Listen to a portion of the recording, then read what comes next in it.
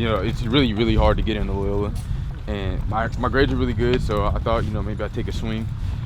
They only admit people between freshman and sophomore year. You can't come in as a junior or senior, or it's really, really, really hard. And I got in, so I definitely took the opportunity. It's a really good school, great education, and things just worked out for me.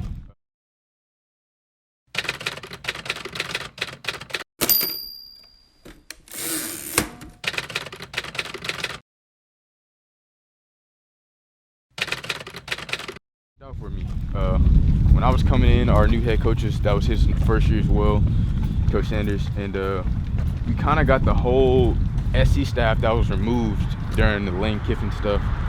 So I was able to get a lot of experience, like just as a young player, like especially as a DB, just like raw stuff from Coach Sanders. Coach Palomalu was there because his son was there at the time, so I was able to get like a lot of knowledge as far as just like recruiting, just being a football player, DB, whatever. So I definitely think that put me a step ahead of a lot of people. I had some decent schools. I had UCLA. That was my first like really big offer, and then I think I got Cal and stuff during the season. And the first really big offer that I got was probably Michigan. That was the first big one.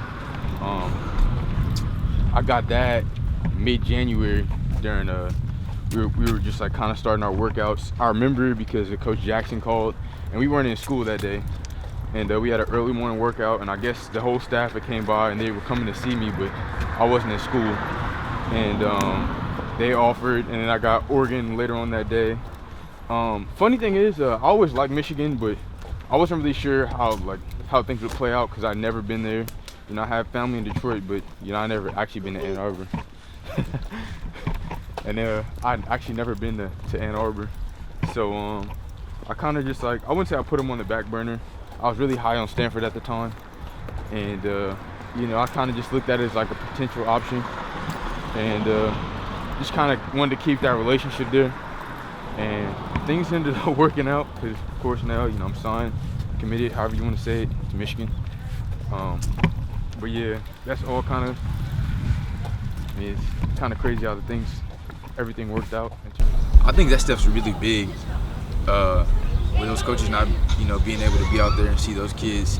I could have been one of those kids, and that just didn't get the right exposure, and that's taken away a lot from a lot of those guys, especially the guys in Detroit, because they all go to that Mind Sound, that camp. Some Mind Sound about it. Yeah, that's like a really big camp. It's even big out here. A lot of guys travel to go out there. Actually, there's a kid that committed to Washington. That's how he got all of his scholarships. That's kind of how he blew up. He went out there, and some coaches saw him, and he got some Big Ten interest, and it trickled on over. So I think that rule is really big. Like I said, Harbaugh kind of mentioned it, that a lot of coaches don't want to work harder to go get guys, and I think that's part of it. But that's really big, and I think they're gonna have to fix that, kind of maneuver around that, because that's a lot of people being left out. If you're not just like a no-brainer guy. I wasn't really on the radar as far as recruiting my sophomore year, but that was kind of like a learning stage for me. So by the time I got to my junior year, I had my sophomore year because I wasn't allowed to play.